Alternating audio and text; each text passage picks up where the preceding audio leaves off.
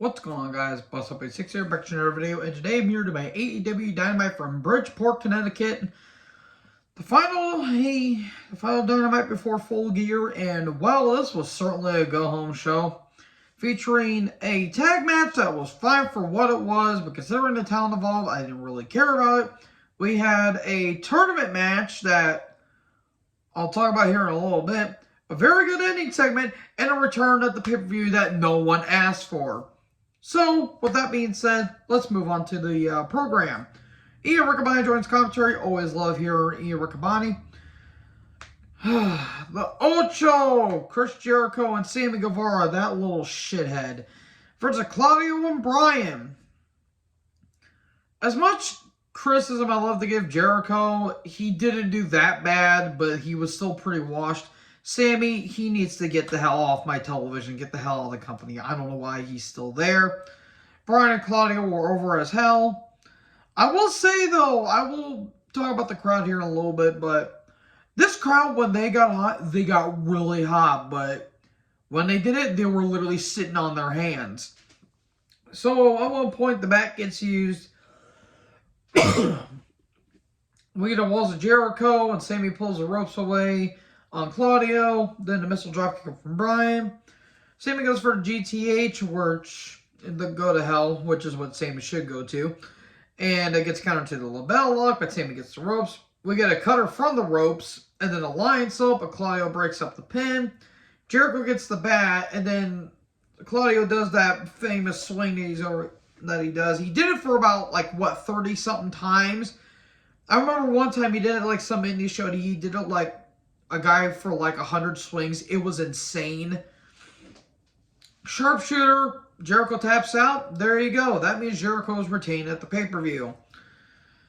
Mox and MJF video package. This was great stuff. We get some cameos from, I think, JR, Shivani, and Excalibur talking about the match. They better put the belt on MJF, because if not, I don't know what they're doing.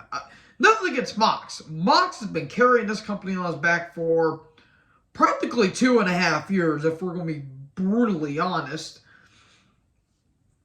But if they don't pull the trigger on MJF, they are really missing out. We got Darby vignette. He's in a body bag, because why wouldn't he? And he gets put in a car, and Sting's driving a car. Full Gear, it's showtime.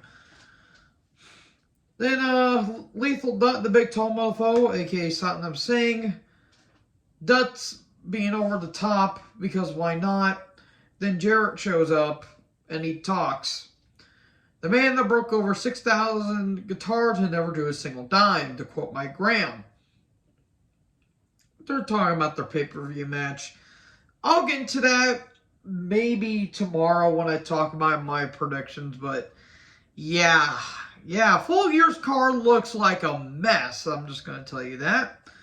The Acclaim come down, and the Caster does his typical rap. It was funny as usual. He did talk about Jared Leto, I think, at one point, which was pretty funny. And then the Acclaimed music video world premiere, and it's basically Acclaimed in suits, and Paul White is Captain Insano. It's like Waterboy from 1998 never went away. And then there's two guys that act like Swerve and Lee, which this whole thing was hilarious. This was good stuff. This is comedy done right, and not whatever WWE and even AEW were trying to do. This is comedy done right. We need more of this. Not whatever NXT is doing or whatever AEW is trying to do. Just let the people do what they want to do. It shouldn't be funny, but it really is. And it's just like a rap video. It was some pretty good stuff. The fact that Billy Gunn is more over than he used to be back in the Attitude Era is absolutely insane. And then it leads to a match between Bones with Caster and Gunn versus Swerve, but Gunn attacks Swerve on the ramp for what Swerve's been doing to him for the past couple of weeks. And then Caster and Gunn get sent to the back. It was good stuff. Bones can work. Swerve is just being such a dickhead heel. Bones did try to fight back, but we get a Swerve stomp, but a kick out. Bowen tried to counter swerve stomp with a roll up, but Bowen's arms get twisted. Ouch, that looked like that hurt. And then we get like a, I forgot what Swerve called it, but I think he called it, was it called the kill shot? When he was kill shot in Lucha Underground? Or it was something like that. And it was like, it's like a one-winged angel, but way better. And Swerve wins. It's like it's kind of like a full Nelson package pile driver in some way. I legit forgot the name of it, and I do apologize. It's just set up the match between Swerve and Glory, and they Acclaimed at the pay-per-view. Then Nyla Rose and Jade video package. Oh, God. Is Nyla a magician? Look, again, Jade has a really good look. She looks like a brick shithouse. And she wrestles like a brick shithouse. She has a really good pump kick. I will say that. I will say that. Although every time I think of this, I think of Jade. Jade. Tell me what's going on. That was funny. So Tony Schiavone's in the ring, and then Samoa Joe comes down. Now, why did you attack Wardlow? Well, Wardlow said he thinks he's the baddest man in the locker room, while he doesn't know that I exist. He wants to fight everyone. He wants to fight the baddest. He's going to get the baddest, basically. And Joe's not afraid to kill someone. And then Hobbs comes down, and he talks about, well, I've been kicking Wardlow's ass for weeks, and now I'm going to be kicking yours.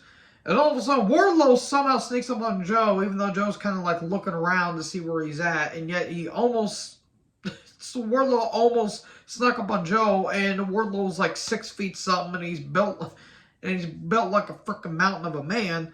So he spears Joe, and he attacks him, and then we get a big brawl, and then literally almost everyone in catering comes out.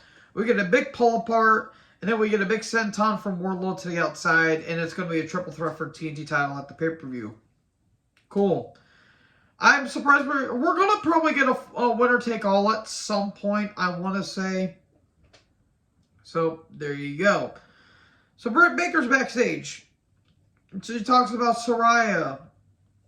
And she's like, well, you say this is your house, but back in 2019, I've been here for the past 3 years, and I was just another face in the crowd, but now I have become a revolutionary member of the AEW. You ain't going to take this away from me. This is my house. I'm not a huge Britt Baker fan. I will admit this is one of her better promos. This was actually pretty good. So, Top Flight, Dante and Darius Martin, and AR Fox. Okay, good to see AR Fox, a.k.a. Dante Fox, when he was in Lucha Underground. I think when he was on the Indies.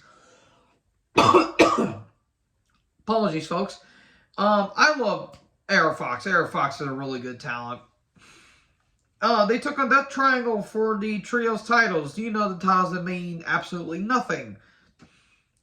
It was fine. Dante just decided to do decided to define physics for no reason. He's got good hops. He's got springs in his legs. It was kind of like a typical trios match, in all honesty. Towards the end, we get a Fear Factor. And then Phoenix dives on the Top Flight. Black Arrow. There you go. That Triangle wins. And then they say, we're not stupid. We know about the Elite. If they have the ball seal, we're going to challenge them at Full Gear. And the Elite are going to be at Full Gear. Great. I'm going to have to deal with Omega and the Bucks again. Hooray! Look, if you guys like the Bucks and Omega, that's fine. I really don't. I kind of think that the Elite are, one, overrated, and two, they are not good workers. They can work with the right people, and they think that they are main event talent, when in reality, they're not really. They're not draws, people. They may be in indies, but they're not major promotions. And before anyone says, oh, what about Japan? What about Mexico? Ultimo Guerrero, Rey Mysterio, so many others. El Hijo del Vicano.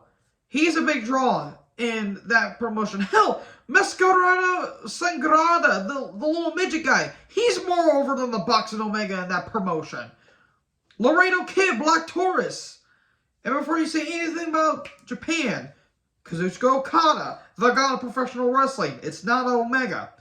Don Callis, Tanahashi, Shingo, Sonata even.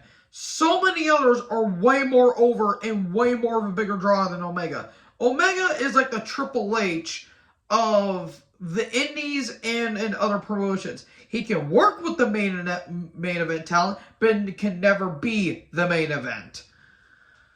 So that's off my soapbox here because I was into a big convo with a lot of people in a Discord server.